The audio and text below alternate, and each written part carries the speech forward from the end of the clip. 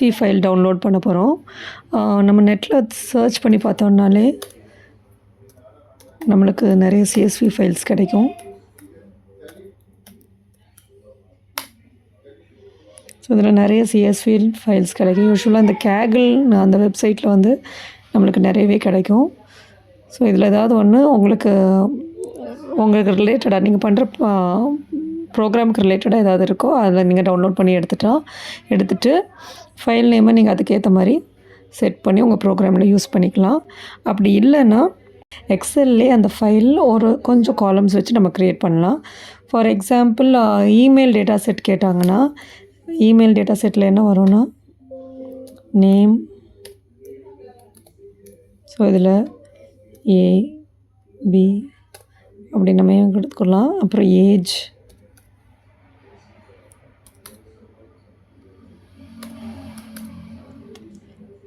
அடுத்தது mail ID, இந்த மாதிரி கொஞ்சம் ஃபீல்ட்ஸ் கொடுத்துட்டு அதுக்கப்புறம் ஃபைலில் போய் சேவ் ஆஸில் CSV அந்த இதில் கொடுத்தீங்கன்னா CSV ஃபார்மேட்டில் சேவ் ஆயிரும்.